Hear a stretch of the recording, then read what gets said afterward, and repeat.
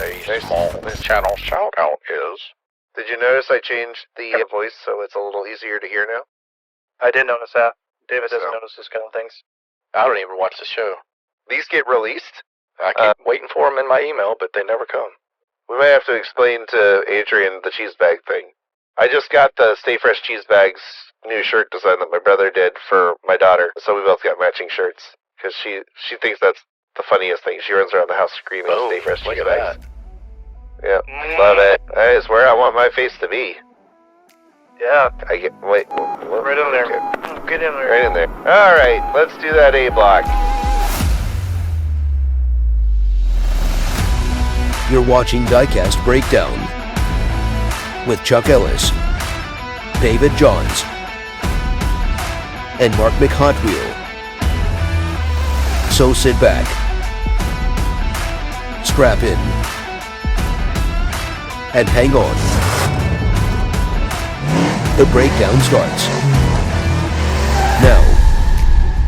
Hey there, folks. Chuck here, and welcome to the probably last episode of 2023, and if not, it's probably an early episode of 2024. We don't know when this will come out. Hopefully soon. 2022. Yeah, 2023.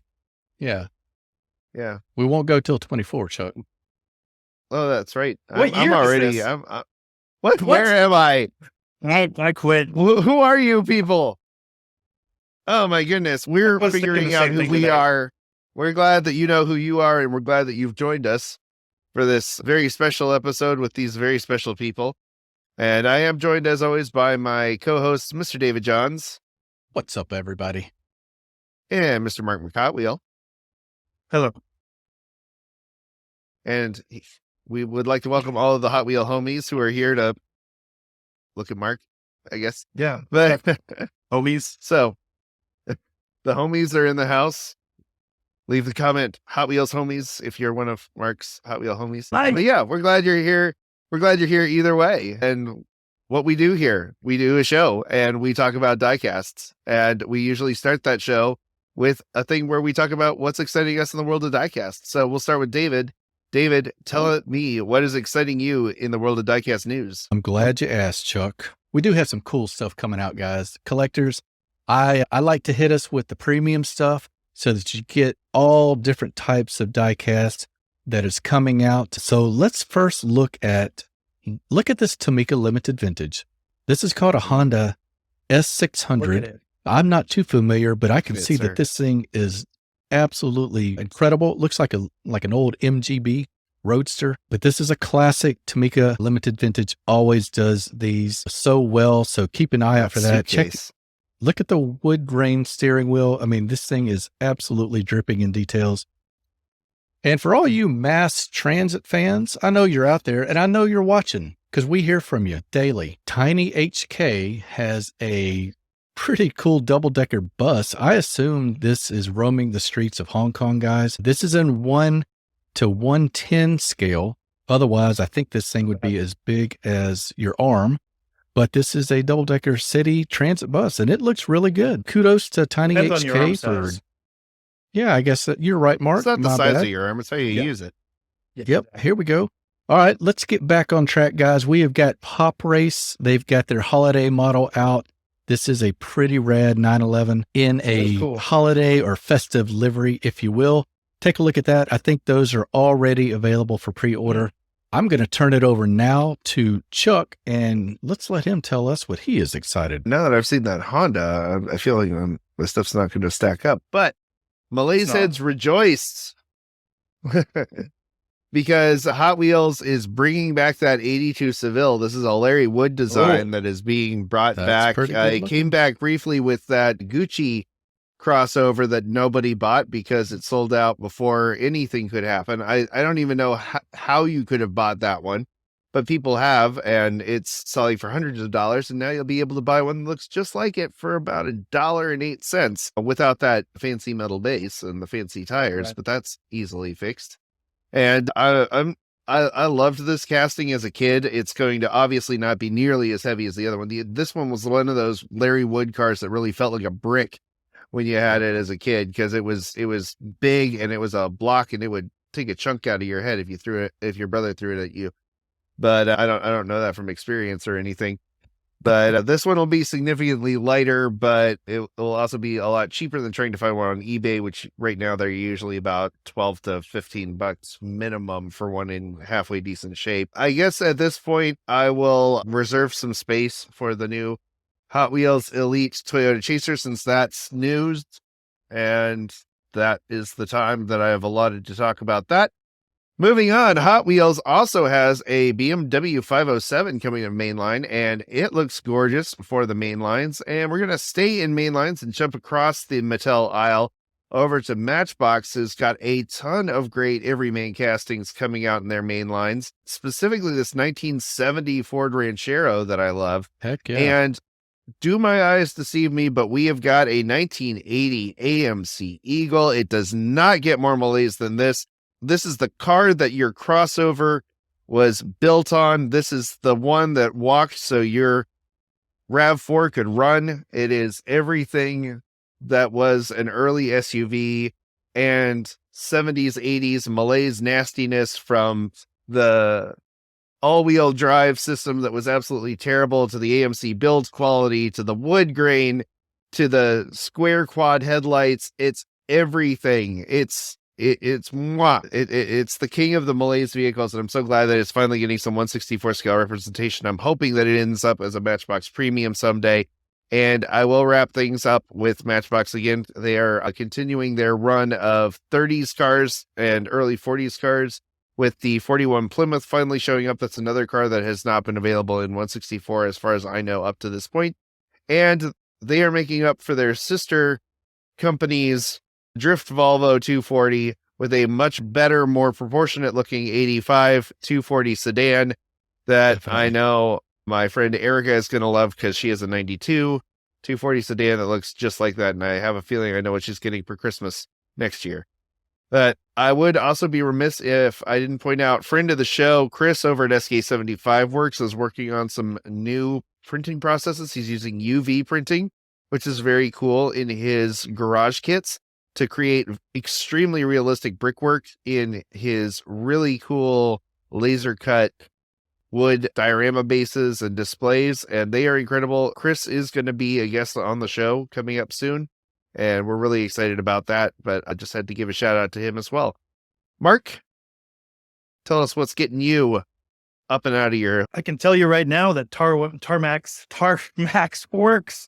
No, that's not how you say it. It's easy for you to Tarmax say. works. Is that? Yeah, I was saying that earlier. I was like, I was reading this. Tarmax works. Tarmac work. Yep. Okay.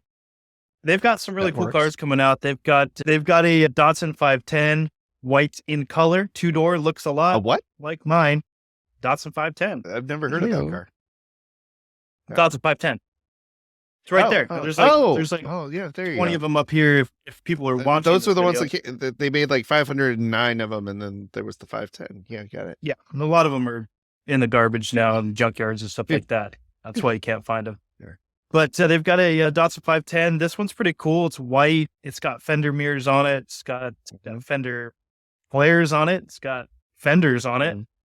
So, all the things you like in cars. That's good.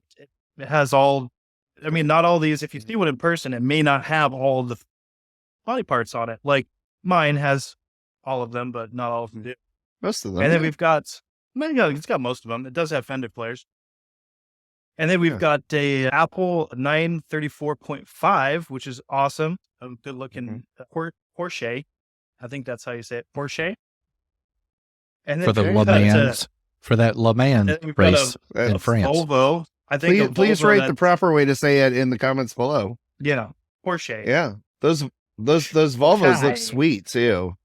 And The that is a cool Volvo, you Volvo. guys would be excited about, especially David, but I think Chuck, you're right behind that, and me, I don't care at all. Let us love our bricks, Mark. You have your brick, we have ours. Yeah, exactly. I'm gonna probably end up having a detail one of these like in the next week. Somebody's gonna contact me and be like, "Yes, I would like my detail. I heard you trash." specialize in Swedish vehicles." Yes, drop it off. It'll be done next year. It probably would be done this year. We're getting close. And then you've got a Cosworth. We've got an AMG got some race cars in there. And we have another Porsche with some deep dish wheels. Those are very nice too. So there's some cool things coming out. Those are going to be out November 1st, I believe, or November. Yeah, pre-orders. Yep. These are pre-orders. So they should be available for pre-order. So if you if you have a time machine, go back to November and order one. Yeah, or go back in time and order one. Yeah. But yeah, and I just notification that they're about to finally ship the Tarmac Works Dodge custom van that I ordered months ago from my guys over at Diecast Direct. So you got to be patient with some of these brands. They're working as best they can. There's a ton of logistics issues, but yeah, I think that's the first U.S. domestic market vehicle that Tarmac Works has done. I might be wrong on that one, but if you're doing a Dodge van, I'm probably going to buy it. So cool. It's definitely they didn't do any definitely their first van. No, probably their first van. Nope. If it's that's cool. I'm not really into the exclusive, like when something comes out, or I don't do a lot of pre-ordering, but I kind of just wait until I find it. But I did do some pre-order, but we'll talk about that soon enough. Yeah. Mark, Mark has to get the Tarmac Works 510. He's got to paint the underside of that deck lid orange, and you got to scribble a little signature on your dashboard. I think, is that the year that you have? Does that look right, Mark, on that Tarmac Works? Orange? No. Is that the right year for yours? Let's see here. I can't tell, to be honest with you.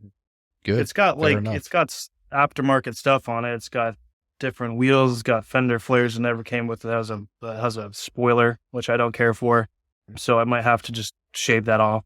Sorry, Tarmac Sounds like Works. a custom project for McHot. Yeah, it needs to be modified. It's not quite my car. I don't know where they got it wrong. I sent them pictures. Yeah, and I did too. Apparently, they didn't get them or something. There's a disconnect somewhere. All right. All this will be cut from the show anyway. So, and your buddy from Estonia has got an even more special Apple portion, doesn't he, David? He does. Because now he does Flying Valiant collab. Yep. Oh yeah. Awesome. All right. Well, that's what's exciting us in the world of Diecast. What's exciting you? It's specifically in the world of Diecast. We don't really want to know what's exciting you elsewhere, or maybe we do. Whatever it is, put it in the comments below. And when we come back, we'll be talking about the year in review. So stick around. We'll be back with more Diecast Breakdown after this word from our sponsors. Here's this week's small channel shout-out. Brands Diecast Thailand. If you have a favorite Diecast channel with less than 700 subscribers and you'd like to see them highlighted on a future episode, email us at diecastbreakdown@gmail.com. Hello, this is Diecast Dude from the Netherlands, and you are watching Diecast Breakdown. And now back to Diecast Breakdown.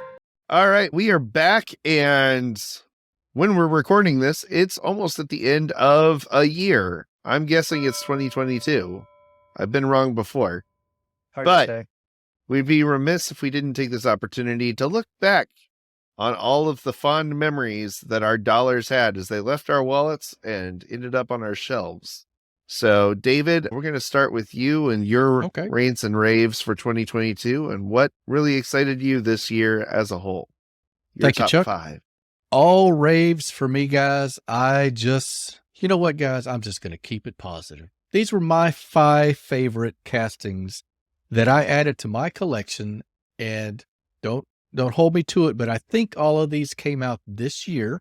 Let's start first with our buddies over at Round 2 Corp. Did confirm with Chad Reed earlier today, this newer RX-7 is a 2022 casting, and I think they just nailed it. What do you guys think? I hope you guys have found this out hunting. I do like that. This is just a spectacular representation of that super cool car from back in the day. We're going to stay in the family. The Monte Carlo Super Sport is one that Johnny Lightning has always done extremely well. They added this year a 1978 through 1980 version, a little bit less testosterone, a little bit more curvy sexiness to it. I love it. And yeah, I did call that sexy because look at those curves, guys. Look at the The body line going through that door, absolutely nailed it. The two-tone roof, you got a matte black roof on that. White walls, the only way to go on that. So kudos to Johnny Lightning, all the people that made that one happen. We're going to go over to Mini GT now, because you guys know I like the humdrum and the regular cars. This isn't quite a civilian street car, but this Hyundai Elantra really got my motor running earlier this year. This is I think it's an N package or R package, not type R, obviously, but there is a sport package to it, hence the red trim on the rocker and the lower piece on the bottom there. Let's go over to Tarmac Works now. Do you guys remember when we previewed this Starion from Tarmac Works? And it is as good as advertised. The wheels are spectacular, gold, a little bit of deep dish to the rim on that. All the lensed lamps. Hope this thing comes out clean in the video. Spectacular piece. My last one. I was going to put this in here before we even talked about our next guest. Para 64 did a CZ, and if you don't know this car, you need to go look it up. The designers for the Lamborghini Diablo took part in coming up with this car, and you can see it. Looks like a Testarossa on the rear, Diablo on the front, and just an absolute cool exotic car from the 90s. Only a dozen or 18 of those made in existence. One of my favorite castings in 2022. So well done to all the brands that you just saw. So at this point, I'm turning it over to you guys. Mark, I want to hear yours. I just had a fun year in 22 collecting diecasts. I got some that I have in my possession and some that I haven't even ordered yet. So I'm going to kind of do both of them. Of course, we've got the Kaido house up here. I've got the BRE. I've got the pink one, the teal one, and I got another BRE two-door. So I'm always picking those up. Becoming really hard to keep up with them because they're coming out so fast, but I do like that, so I can focus less on Hot Wheels and the lack thereof. As you may know, it's hard to find them in the stores, especially premiums.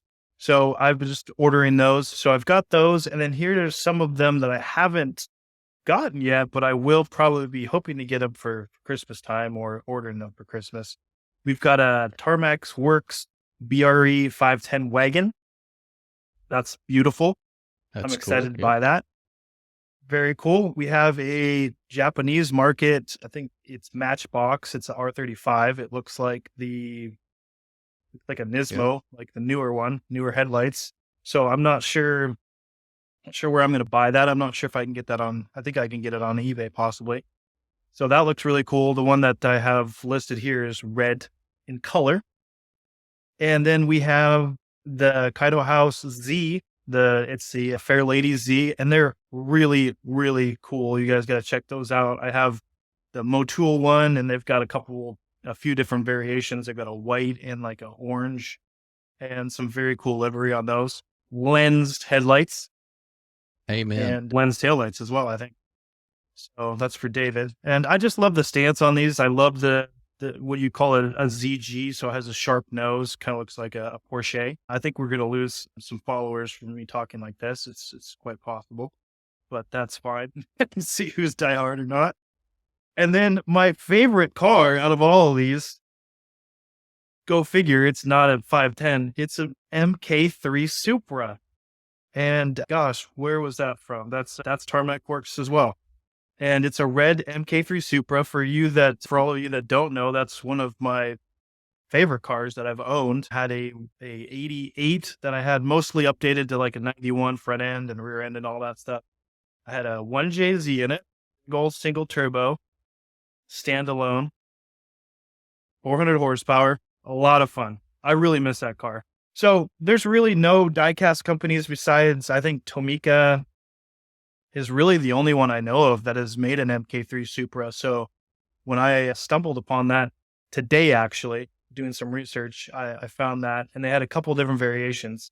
And so I will be buying that for sure, because it doesn't have the big price tag like the Tomica one does. It's probably only, I think, $15-20.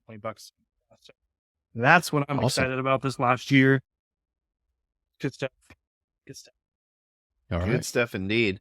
And take us home. David had a lot of ones that I gave honorable mention to. The Johnny Lightning Money is that is right in my sweet spot as well. But a shout out to Chad over at round 2. I'm starting mine off with the Auto World 1976 Pontiac Firebird, also known as the Shovel Nose era, a car that has almost never shown up in 1/64 scale and definitely never in a premium.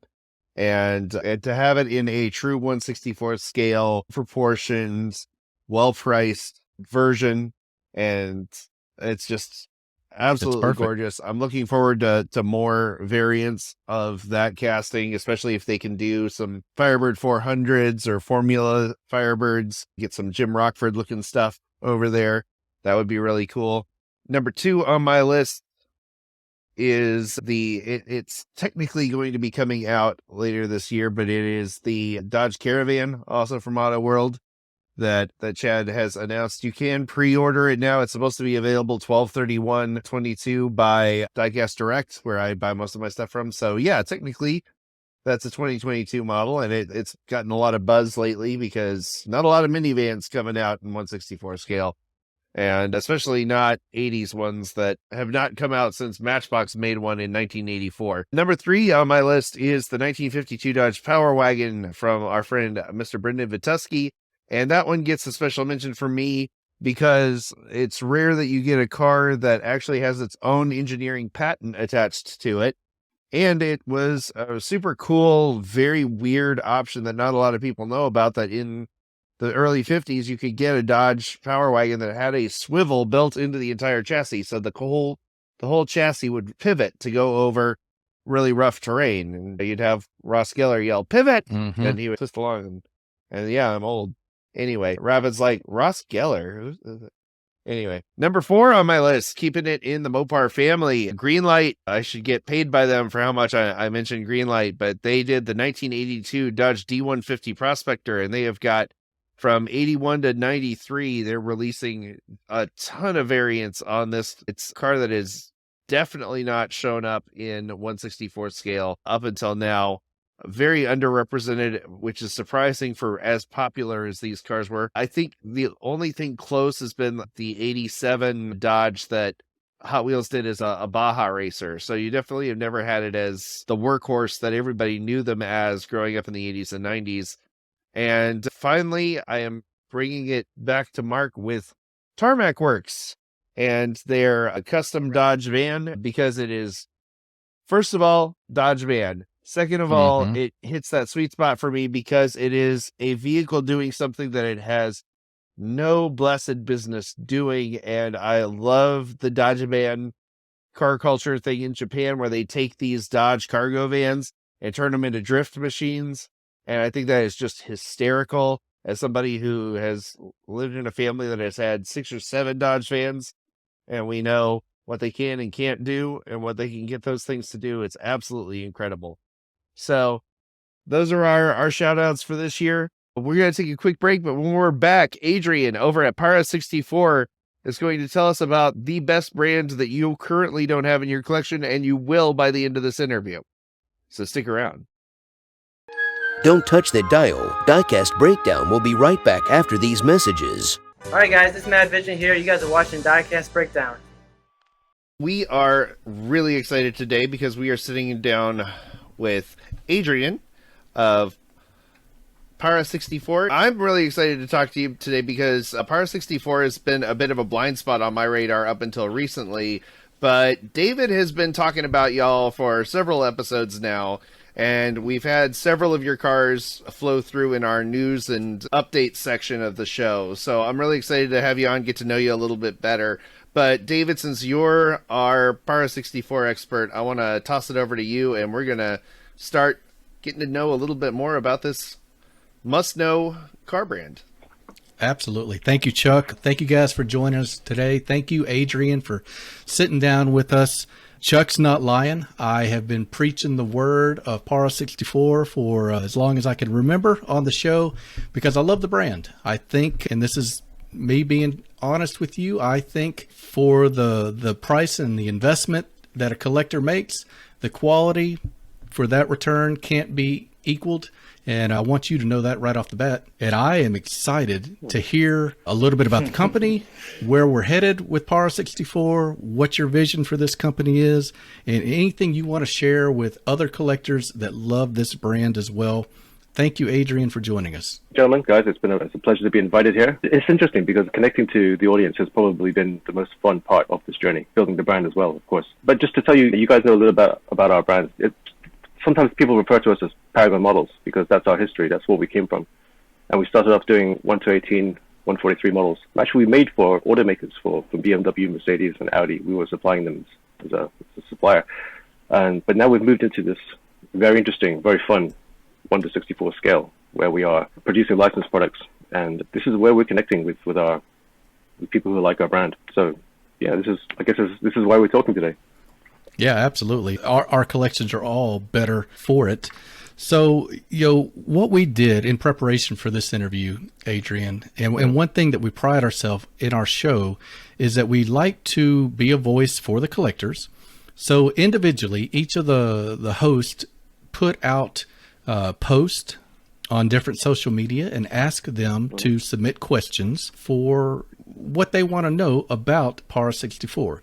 Yeah, that's fine. I think it's funny that there's an idea that you think we know what we're doing, but we'll try. We'll try. We have a vague idea and we have some direction. So yeah, guys, he found our playbook. I'll tell you this, guys. Familiar. Adrian, this is why we ask the questions, because if we ever get the script flipped on us and we're the ones answering, then the gig's up. Really. That was a tactic. Okay, please. All right. So my first question, this comes from a faithful viewer of Diecast Breakdown, a fella named Jet Young, and I want to give all these guys credit for responding to our post. He likes the idea of seeing street cars or civilian cars, as he put it, like a Ford Edge. Whether or not you have any plans for that specific vehicle, maybe I think what he's going for is, do we expect to see more normal everyday cars in the Power 64 lineup? And then as a follow-up from me, I would love for you to share the process of obtaining a license from an automaker and maybe kind of walk other collectors through that process, because you can't just decide one day I'm going to make a Lamborghini. It's a lot of work, and I'd love to hear your input on that. Okay. I mean, yeah, those are pretty disparate questions, but we'll try to handle them one at a time. The thing about street cars, I think this is a lot of feedback we've got from a lot of people. They say that a lot of people don't collect sports cars. A lot of people don't collect racing cars. They want to see stuff they see every day. Yeah, yourselves included. Yeah. So, yeah, I mean, that definitely works for us. Stuff that engages the audience.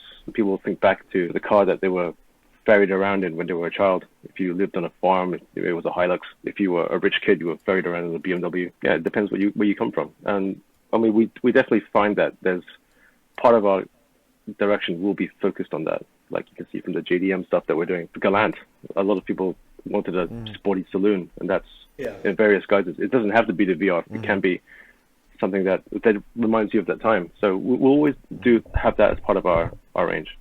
If it's a Ford Edge, I mean, I have to say, I don't know what it is because I haven't seen one here. Yeah, that's a pretty domestic car. Yeah, but for sure, I don't think it's us to just make the fastest, shiniest car with the most number of exhaust pipes. That's not completely what we're about. But we'll do that too, but not all the time. It's funny that you brought up the Galant, because just to add on to that, when we saw the announcement that you were doing the Galant and that it was coming soon to one of the distributors that we buy a lot of diecast from, we all joked that it was somehow this brand that only one of us had heard of all of a sudden found the one car that all three of us would want. And we all have very different tastes. I'm very much a malaise 80s, 90s guy. Mark's the JDM guy. David is the cars of the people, but he also loves the luxury and the ultra premium and the lens headlamps and tail lamps. And it was like, so his stuff is usually out of my price point. Mark's stuff is usually too Fast and Furious for me, and my stuff, they're like, why on earth would anyone want that car? Why would anyone want an 82 Seville? And all of a sudden, this car comes out, and we were like, all three of us, because of your amazing detail and your price point and the car that it was, we were like, yeah, all three of us are going to buy this. So, yeah, mine's coming in the mail, actually. But I am curious because you mentioned that you had started in 1/18th scale and 1/43rd scale and gone to 1/64, and I find the collectors in those two, like the larger scales versus the smaller scales, very different. What's been the tonal shift for you going from 1/18th scale to 1/64? What's the community difference? Have there been any personality takes that you find a little different between the collectors? I would say that they are very different groups of people. You're right. I mean, I think it's very unusual for a collector to collect more than one scale. The 1/18 audience that we have is totally different. This is why other companies, ourselves included, that we have separate brands. It doesn't make sense to try to connect them together under the same branding or the same communications. But also, I think the appetite for the models is different. 1/43 and 1/18 tend to be, in my experience, more European. 1/64 is definitely more JDM and probably newer. And I'll tell you what, they're equally demanding. Like they'll say they want to see the same number of things at a smaller scale to some degree. Can we? I didn't want to miss the chance to hear about the licensing if we could. I think people would really be interested in that. Yeah. Yeah, I wasn't trying to hide from that. Don't worry. It was He was trying to get away. I think. I mean, in a way, there's a limit to what I can discuss in this, because the licensing agreements we have with all our automakers are confidential. So in terms of them and the contents of that it's proprietary. But I'll say this: I think we have the advantage of coming from the automaker OEM background, and with that, we've been able to approach the same automakers and have that discussion with them. And I think what it is you need that. You need that relationship with those automakers. You need that trust, because anybody who shows up and says, "Hey, I want a license," they'll say, "That's nice. Who are you? And what have you done?" And you've got to make it worth their while. And I think it's like anything licensed. Like if you make perfume with a Mercedes on it, you've got to tell them, "I'm going to make this thing. I'm going to make it worth your while." But I would say that the process is, without being too complicated, it's like once you promise them a number of things, you have to go through the steps of showing the steps you walk through, showing them like the prototypes. You have to get them approved at every stage. The final product, before you can sell it, you have to make sure that they say okay, and it goes down to the packaging. It goes down to the colors. Every single color that you make has to be approved. All the text that goes in the back has to be checked. It has to be in line with their branding. So I'll tell you what, it's also different for every automaker. They all have their own procedures and processes. So if you ask me about the typical one, there isn't one. Right. Not trying to be obtuse. That's the truth. No, I can see that. Each brand is going to have their own wants and needs, and there are particular ones. I think the big story that everybody who does 1/64 collecting, I hear it time and again, is when is Ferrari coming back to Hot Wheels? Like they've been gone for years. So it's interesting. You can't just be like it's fascinating to me because when you think of a brand that big, like Hot Wheels, you would think, okay, they're going to have everybody's licensing, and they don't, because it's different for every individual one. And one of the things that amuses me about, and this is just my personal observance of Volkswagen, is the precious holographic sticker that they've got to have on everything that they license. But you don't see that on a Dodge Challenger model. But that's just my postulations here. So you mentioned the holograms. There's definitely some automakers which insist that you have their hologram to every single model. Some automakers only require it at a larger scale and not 1/64. But I guess perhaps it's my turn to ask the question. Like as collectors, as part of the audience, the license is that important for you? I mean, do you feel it's important to buy licensed models? How about that, huh? I'll jump in there.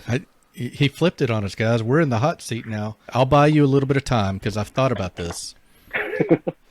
I think I know David's answer to this just based on his collection. But go ahead. I'll tell you this, Chuck. It is evolving, and I don't want to sound hokey about saying that there's room for growth as an individual in collecting diecast, but it is possibly becoming more and more important to me to seek out licensed makers.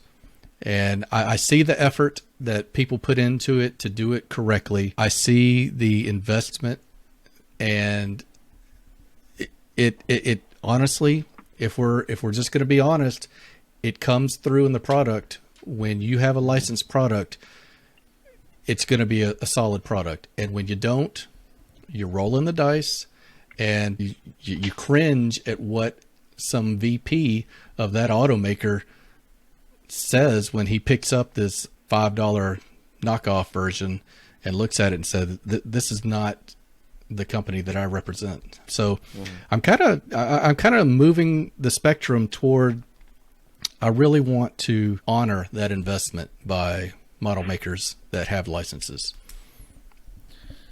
Yeah, I think I'm more in the gray zone, like, because for me it's all about the casting and the accuracy of the casting. I don't really care as much about the licensing. I know why I should care, and as the marketing guy on the show, I know why I should care. But at the end of the day, I'm also frustrated by things like when they insist on having their entire legal department printed out on the bottom of a car, and it's all embossed into the chassis, and that's taking away detail from the car and the realism and the holographic decal that I'm probably going to take off, especially if I'm going to customize a casting. And I know a lot of people don't do that with, especially this level. I'm probably going to customize the two Pyro 64s I got, because that's just me. I do them, and I paid my nickel.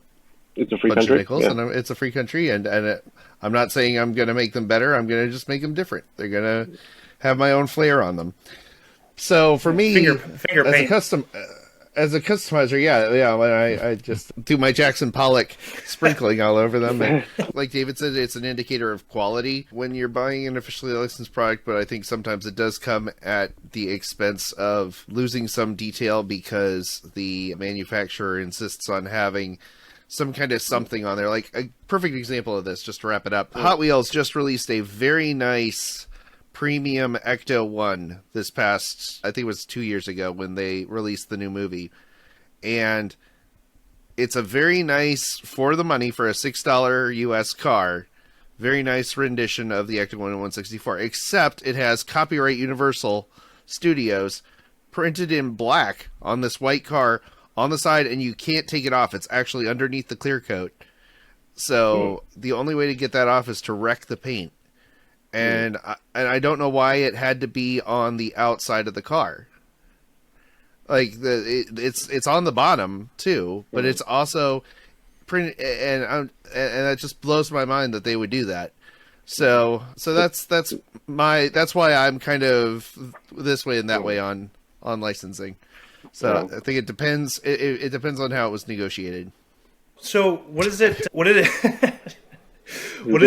mean to you to win Lamley's Best 164th Award last year? Can you tell us a little bit about the feels that you had about that? That was surreal, completely unexpected, and it was, of course, it was a joy to receive this news. But also, it was interesting watching it progress, because you start from 64 and then you get to the final. I'm like, what are we doing here? It's a very difficult experience to describe. But the most important thing, I think, it made us realize that, going back to the whole community and collector community, and hearing what people want to say, that's the thing which has kind of driven us to different directions to where we want to go. Yeah, I mean, ever since then, it's kind of, especially for our US-based audience, that's really opened it up to us. Before, I think we didn't have a real channel of communication to collectors in the US, and I think after that we did, and we continue to work with them, and we're more than happy to give them a heads up on what we're, so that when we announce stuff, they amplify it for us, and of course that's helpful for us, and I hope they're happy with the way we're working with them. So, yeah, that's good. That's good. And the other thing, I think it really made us feel that it felt like we had got to a level where we could be seen as equals with some of the incumbent brands, and that was the real vision. But it's nice to have something get something right once in your life, right? So it's good. It's a great achievement to be able to be recognized by there's such a huge part of the diecast community just laying everything out, telling people what's hot, and that's what we strive to be, is just to kind of let people know what's coming out, to bring up the little brands that are starting grassroots, and I think that's amazing. So congratulations. Yeah, I think there's plenty of space for different actors and different groups in every part of the world. Yeah. There's pockets of the community. Like it's not like one big pyramid, right? We've all got little parts. It's all very decentralized, and it's all very. we've got our own communities. Everyone has their own. You may have your certain likes or audience because of a reason. You have your edge, and this is why you get that group. And I guess we are doing something which is our edge. We don't know what it is, but we're going to try to keep doing it. So, yeah. Yeah, and that kind of leads into another question, and this is kind of a question that I have as well. And of course, when we're filtering through these questions, everybody is like, can Para 64 make X or Y vehicle or whatever? And we've talked about this a little before, but that you're kind of known for newer luxury high performance cars, and we've got one of our UK collectors, Looney, said he was curious if we would see even more classic vehicles like Porsches from the 60s and 70s, and that's a question that I like as well, because like I've said before, my first purchases from you guys when I decided I needed to have some were like the 3000 GT and the Galant VR4, because I'm the 80s, 70s, 80s, 90s guy. So I know like you have your little pocket and the stuff that you're known for. Are you looking to expand that pocket? Would probably be a more broad question. And if so, what are some of the other areas that you're looking at, especially in the 164 market? Makes me feel really old. I think that 80s cars are classic. Right. You're welcome. Yeah, how's it feel, huh? I'd say this. Just looking around at some of the models we have here, I don't think there's a theme in terms of the vintage or the year. I mean, we started off making some newer ones because it was a privilege to have access to these licenses with the automakers because we know them. But the thing about making things from the 80s and 90s vintage ones is that there's a history to them. They may have appeared in a movie. They've appeared in a race. Like the 3000 GT, GTO, classic example, Jackie Chan film, raced in Japan, I think the N1 series. And you see it in the street because everyone wants one, especially in red. And that's the kind of like trifecta that we would like to look for. And that Porsches also fall into the example when you can have racing liveries, street cars, and probably appeared in the film. So yeah, for sure, we will definitely look at. Surprisingly, that question, because a lot of I'd say about half of our cars are now definitely not new releases from automakers. Right. Yeah. Well, let's take it a step further. Adrian, we've got a great one here from a gentleman I don't know, Warmart Diecast, but I think he's in Europe. And he's curious, got so many brands popping up in this space, 164 premium diecasts. How's Para 64 going to distinguish themselves from all these brands coming up? What do you think differentiates us from the other brands? Ooh, it's getting the tough ones. If I could do some marketing for you, what I like, Adrian, is no opening parts. I like all my panel lines to be proportionate to the size of the vehicle. And when I have an opening hood, that hood gap, if you were to knock that out to 1-to-1, would be about 18 inches. So you could fit through it. I don't want any moving parts. I want lensed headlamps and tail lamps. And that's what I get from Par 64, even when I don't get it from some other premium brands. Just to add to David's, my perception of Para 64 has been premium vehicles that are licensed at a price point that is significantly more reasonable than the more established brands. Like, I see it as a premium fighter brand. Like, we're here, you don't know us that well yet, so we're coming at you with stuff that's every bit as good as these other guys, and we don't have that premium brand tax on it yet. But our stuff, like, I've bought from other brands that I feel are in a similar price point as yours, that feel a little more fly-by-night, or maybe this was licensed, maybe it wasn't, and it looks pretty good. But from what I've seen and heard, like, Para 64 to me strikes me as like, this is a trusted brand. It's not Tamika Vintage. It's not necessarily Tarmac Works or something like that, as far as having that name recognition in this scale yet. But you know you're going to get a really good car that's every bit as good as theirs for a price point that is significantly less. So I wouldn't consider you a budget brand, but I would consider you a good, solid premium brand that is not charging a premium for a name. Okay, because I thought when the question was posed, like what differentiates us from the other 164 brands, I thought it would be a wider topic than specification. But if we're talking about specification, I think we hit the nail on the head from the beginning. Like you said, not only clean panel lines, rolling wheels, we hope, and separate parts for lights and front and rear lights. And that's been the kind of specification that we've always aimed at to get to that price point. Because we all know how much groceries are costing these days.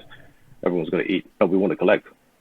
So it's affecting the whole world right now. So we're trying to keep that going. And we want to it's really important for us to get that price down, because otherwise we lose our audience. We have that expectation that we release something, they know it should be at this price, and we want to keep it that way. We're doing everything we can to maintain that, at the same time keeping the quality and the specification. But when you're talking about what's differentiating us from other brands at a kind of like a kind of global scale, we try not to make anything which has already been made before. It doesn't make sense for us to offer something which has been made by so many other people, and maybe the edge is, they don't have a license to do. It could be cheaper. I mean, that doesn't make sense for us. Why are we all making the same thing? There's people out there asking for something like, can someone make this? I'm like, actually, if enough people say that, maybe we should make it. The market's the boss, as I've been told many times. That's true. Don't do it, David. What's he going to say? Yeah, I know where he's going to go too. He's going to go exactly the place that I'm resisting doing, and that's where we pitch our own cars. And we've made a pact with ourselves that we are not. David and I have made a pact that we're not going to do it. Mark doesn't have to make that pact because he has a Datsun 510, and everybody makes a Datsun 510. You can't throw a rock in this town without hitting a 1/64 scale Datsun 510. And his other one too. Yeah, and he's also got an R35. So and he's got an R35. He's got them all covered. So, in between that and the 240 and your other Datsun cars, I think that's great. Like personally, as somebody who has a more obscure car collection, like my cars have been. I currently drive a 77 Dodge pickup. I've had an 82 Toyota Cressida. I had an 86 Jeep Comanche, and I have a 64 Plymouth Valiant. And none of those are cars that you can get in diecast form. And just like early 90s Saturns, challenge accepted, as somebody might point out. But yeah, so I love hearing when people say we want to focus on doing something that other people haven't done before, and it's tricky because there's got to be that temptation of we could sell a ton of Dodge Challengers, or we could sell a ton of R35s, or we could sell a ton of 510s or 911 GT3s.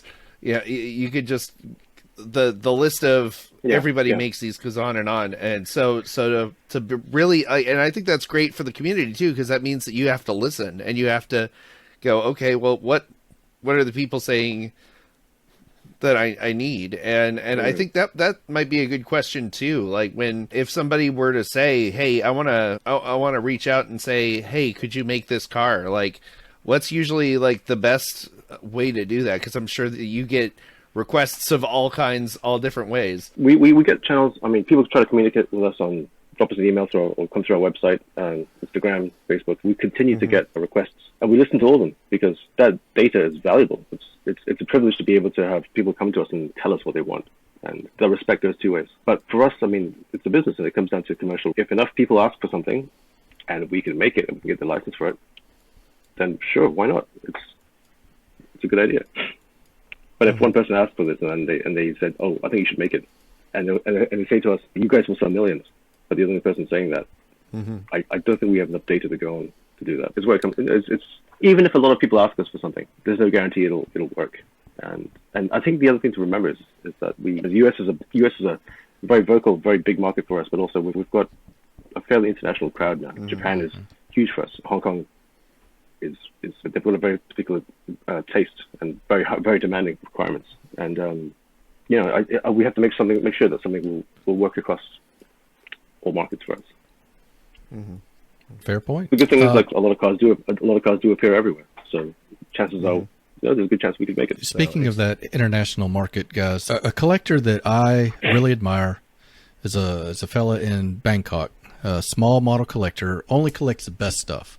And he had a great question, and I'm curious about it, if this has ever been thrown at you, Adrian. Any chance in the future of a different color interior on vehicles? I think all of them are black at this point. Have you ever played around with a different color? I think that comes to the idea of that specification which we established to meet that price point.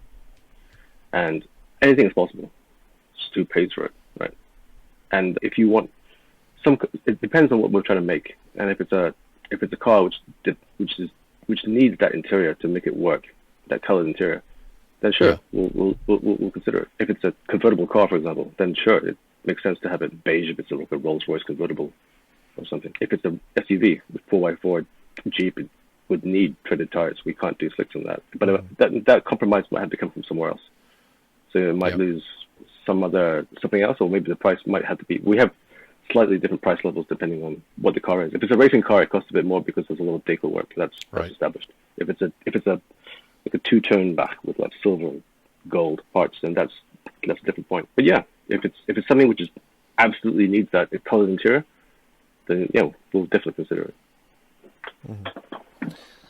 So speaking of specifications, and this kind of goes back to the original point of your background being 1/18th and 1/43rd scale. Rob over at Scale Enthusiasm asks if there's a lot of changes in the dimensions that have to be done to reduce a car from full size to 1/64.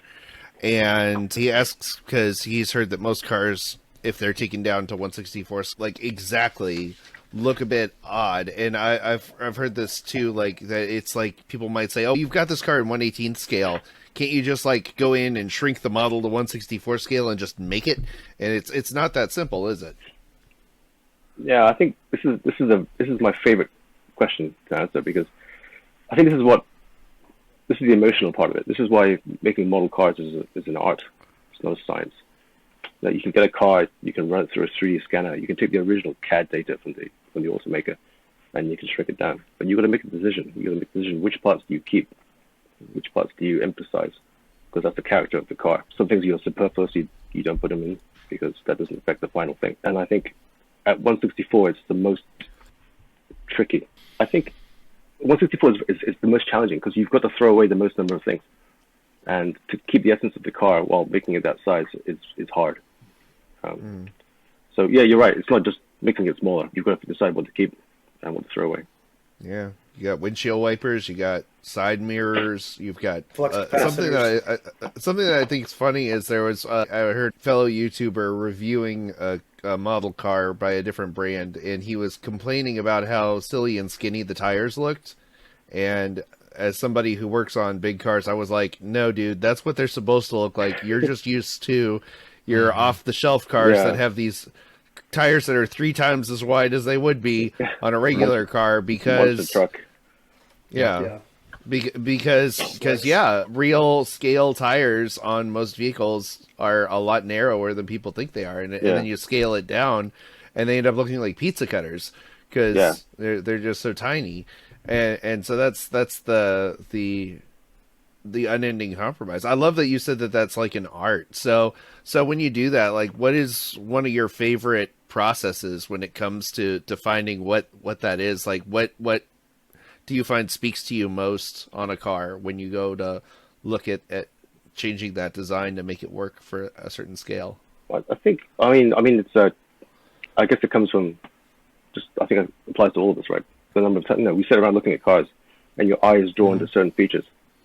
You might notice like the body panels, the contours. Under certain lighting, you see the real shape of the car, and those are the things that you want to show at 1/64. And it's especially hard because you might have to emphasize the contours of the body line sometimes, because once you've got a layer of paint which is proportionally very thick compared to the real car, you've got to emphasize those panel lines, otherwise it doesn't show.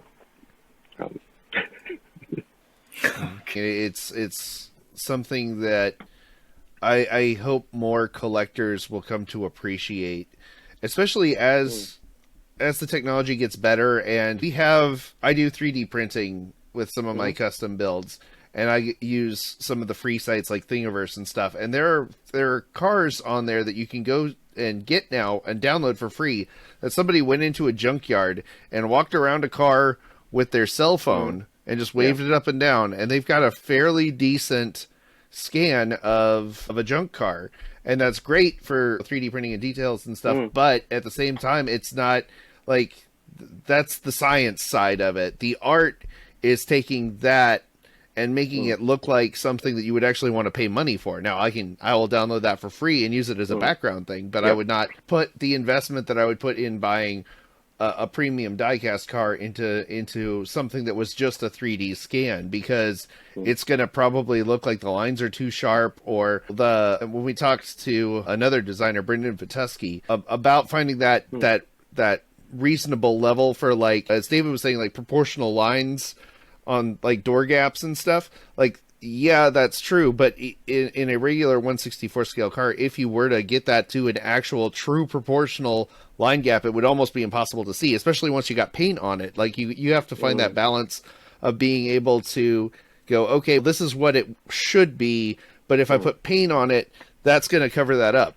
So having that level of detail, because the paint at 1/64 scale is so much thicker than it would be on, especially when you have to do mass produce and you're doing sprays and you're working down the line. So that's the stuff that's fascinating to me, is figuring out that secret sauce of blending realism with what the eye thinks it should see, not what it actually should see. Yeah, I mean, I think it comes back down to like tires, and we were talking about treaded tires before. Like, if you look at the treaded tires on 164, the ones which have them, that tread is way out of proportion, right? It's if you made them the true, it's huge. Yeah, but I guess as a collector, you want to see that. You want to see those bumps, and that's what works. It would be like an off-road tire on a street car. It doesn't. If you scale it up, it wouldn't make sense. And the other thing about, what was the other one? Colored interiors. Like, if it's that colored interior, if it's really important for that car, it has to be done. But it's not like the entire interior is colored. It's just, if you want a red stripe in the seat, that's the thing which makes it stand out. That's enough. It's just that little point. Yeah, and you can't really see it 90% of the time anyway. Like, if you were to look at a car at the same distance that you would see a 1/64th scale car, especially if it had any window tinting on it at all, you wouldn't see anything. You didn't get sunlight, you'd get sky reflection. It would just look dark inside. Yep. So that for me is like, it's interesting for me, because a dark interior is one of the easiest things for me to write off, because doing photography and stuff like that, I mean, unless that car has all its windows down and that car has a tan interior, like, you're not going to see anything other than just like one baseline color. So I think when you're finding that compromise, I'd much rather have a detailed interior that's just black than have a tan interior that just looks like a generic interior, or has more colors but sacrifices detail. So that's very interesting. How about this? If you're displaying this car on a shelf, are you even seeing a treaded tire? No. Give me those side view mirrors. Give me great rims. Yeah. Give me fantastic paint and lensed lamps, and I'll trade that for treaded tires, which I'm never going to see all day. I'm with you. And lensed lamps are such a tricky thing too, because like it's funny. There's a certain very large brand that is delving into the high end diecast world, and they just released a car, and the first thing I saw was, I was like, holy cow, yeah, it's got lensed lights, but you've got these huge pegs in the middle to show like where the thing got stamped in. And so for me, like, seeing like your cars have such a really good blend of hiding that mounting surface, and that's an art in and of itself, is figuring out how all the pieces sandwich together and keep that realism at a maximum while having it be durable enough to ship internationally. Yeah. I mean, I'm glad it's being appreciated. Like the way that the mounts are designed to make it integral with the shape of the lights. That's part of the sauce. It's part of what makes it work for us. Nailed it. Because it's very easy to. I mean, one of the collectors was Instagram was really pushing us to make sure that we had color blocking on the lights, and it's something that we try to do, because seeing two colors on the lens lights on the back of the car makes a huge difference in terms of realism. It's an extra step. Absolutely. Yeah. And getting the overhang on that rear tire wasn't easy. I love that. On that quarter panel. Yeah, That's you Is see that a how Saturn? I don't know. What do you think? Not quite. Wow, it's funny that you had that just pulled up like that. I don't know why. I don't Close. know why I did that. It's close. That's a CZ, Mark. One of the coolest cars ever to be made in 164, and Para 64 did it. Pretty cool. 12 of these jokers made, if I'm right, Adrian, 12 total in history were made. Yeah, I think Fun 12 stories. or 18 if you include the cabrio. But yeah, it's a bit of a cult car. I think it was in, I can't remember which interactive racing game it's in. I think it's, but yeah, we just made the model. Yeah, it's amazing. Yeah. David likes those obscure ones. Yeah, we'll make the same one. I think we'll make the same one with the lights down as well. Because it's one of those things. You make cars because we don't want moving parts, like as we discussed earlier. Like a lot of cars from that 80s, 90s era, like pop-up lights are key. But do you make them with the ones up or down? Half the people say up, half the people say down. So what do? You end up making both because you try to make everyone happy. Yeah, and then you get the added bonus of the completionists that want to have the whole set, so they'll end up buying two. So yeah, so there's 4 colors. That would be eight CZs in your collection. The new yellow and red look amazing, Adrian. I'm looking forward to those. Cool. Mm-hmm. Yeah. Yeah, David would buy all of those ones for sure. Yeah, before we wrap things up, Adrian, this wasn't really on the list, but I'm curious. I like hearing the stories of the folks behind the team. Like, for you, what does Diecast mean to you, and how did you get into it? Basically, I think we started off as a manufacturer for, I think I mentioned before, for the big automakers, and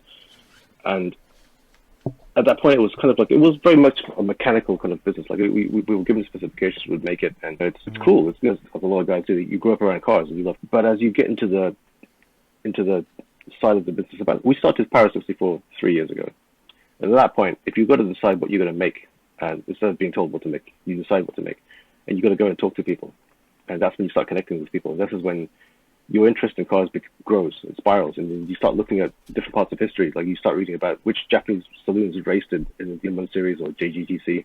You look at what was happening in Europe and BTCC, and it gets interesting at that point. And that's what drives us. And I'm not going to call myself an automotive historian, but I'm always interested to hear what was important at a certain time. And this is when it's important to reach out to you guys and to tell me like what was happening in your life during this period, or which cars were you thinking of, and has anyone made it yet? And I guess I'm not sure if that answers your question, but that's kind of like what's driving us at the moment in terms of connecting with other people. Yeah. I'm just curious, like you personally, like what is like your personal relationship with diecasts, and what is like what led you to this line of work? Oh, okay. This was give it another hour. No. I don't really know how to answer that question, because I know for a long time before I was working in London, I was riding a bicycle, and I hated cars because I got run over like 5 times, and I hated cars. But luckily, like the cars weren't too big, so it was fine. But then I came back to Hong Kong, and I had an opportunity to join this manufacturing business, and I started liking cars again because I stopped getting run over by cars, and I stopped riding my bicycle. Yeah, stopped riding my bicycle, and just started meeting more parts of the industry, like the automakers, the guys who are the licensors, the retailers, the distributors. And at the end of it, it really became clear that it's about people. I think like in many businesses, it's about people. There's some of our distributors in different countries. They have connections to all the shops and all and they tell us they're a conduit for fanatics. And it's nice to have that insulation between people who are saying, I want this purple thing with 3 wheels. And they tell it. They won't pass that information on to us. But the ones who hear good information, they'll pass it to us. And we have a 2-way conversation. We'll say, well, maybe this is possible. Tell me more information like this. And it's a kind of almost like a neural network. It's kind of a very alive conversation. And I feel like we might have this conversation again with you guys, because it's never a one-off thing. Absolutely. Sure. And we would love to have, And a question that I always like to ask, and we ask of pretty much everyone who comes on the show, And this is regardless of profitability, regardless of whether it made sense practically or not. Is there one car that you wish could be made if there were no restrictions at all, that could be made as a scale 164 or 118 or whatever your preferred scale is? Is there a car that if there were no licensing, no restrictions of any kind, that you would make or have in your collection? Saab 900 Turbo. Yes, absolutely. Love it. Absolutely. Oh gosh, Love David's that. I saw David one loves in that. Atlanta this weekend. Beautiful car. What color was it? Unmistakable. Black. Absolutely. It was awesome. green. Oh, no, it wasn't black. green. I was going to say it was either green or black. No, it was black. Yellow Or looks really good too. It might have been that They do charcoal look good. color. Didn't Seinfeld have a black one on the show? Until I don't know. Until they couldn't get the smell out. No, that was John Voight's Voight. LeBaron. Yeah. So, all right. There's That's a good call. an interesting Good call, car, Adrian. but yeah. LeBaron. So I love it. All right, Adrian, this has been an absolute pleasure. Thank you for spending the time with us. We would love to have you back and just geek out about cars and castings and the art of miniature again. But if anybody wants to find you, follow you, contact you, are there any socials or emails that you recommend people reach out? Yeah. I think the best thing to do is try to find us on Para64 official on Instagram. Okay. And We'll put that I'll on do my the screen. best to- Thanks. It'll be That's right good. there. So, all right, Adrian, a delight. We will wish you all the best of luck, and looking forward to having you back on again soon to talk some more. Thanks for sharing your precious time with me, and take care, guys. That was Adrian over at Para64. And again, check out the doobly-doo but down below to find how to follow them and connect with them. It's really cool to have a brand that's that interested in hearing from us, the collectors and the enthusiasts. And David, thank you for quarterbacking that one, because this was definitely the one that was right up your alley. Oh, it's my pleasure, guys. We at the show, viewers, I'm talking to you. We listen to you, and we want to bring you the information and the people that you want to hear from in our community. And it was an absolute pleasure to have somebody that is a decision maker at a major diecast company on the show again. So we hope you enjoy these interviews. I know we do. Absolutely. Said. And Succinct as always. I love it. So, all right. As always, we want to thank the patrons who have helped make this show come about, and our YouTube members as well. You can find out all of that good stuff down in the description below. And again, thank you for making it to the end of the episode and sticking with us. If you get a chance, please rate us 5 stars on Apple Podcasts. That will really help with spreading the word. 5 stars, only if you mean it, please. And again, if you find somebody that you think would benefit the show, would benefit from listening to the show, please pass it along. We appreciate it. And again, if we're also looking for folks to interview in 2023. So if you think you've got somebody with a really good story or someone you want to introduce us to, please email us at diecastbreakdown@gmail.com. As always, we want to thank you for coming along with us for the ride. So until next time, stay fresh, cheese bags.